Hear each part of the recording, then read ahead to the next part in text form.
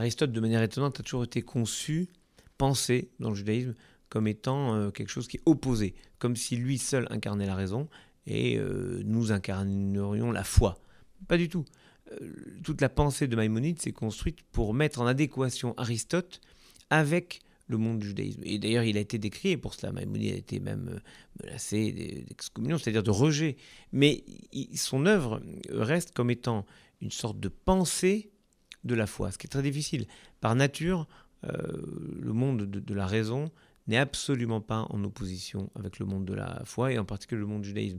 Il y a même, peut-être plus, il y a une recherche de conjonction de la raison et de la foi. Et c'est souvent d'ailleurs une des grandes idées du judaïsme, d'être capable de réconcilier ce qu'on pourrait considérer comme des oxymores, c'est-à-dire des opposés. En tout cas, Aristote est au cœur de la pensée de Maïmonide. Maïmonide est au cœur de la pensée du judaïsme.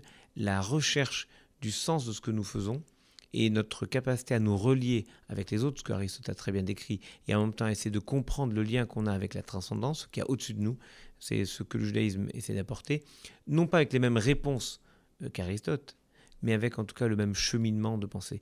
Et lorsqu'on chemine par la pensée avec quelqu'un, même si on n'aboutit pas au même résultat, on a partagé quelque chose qui est important.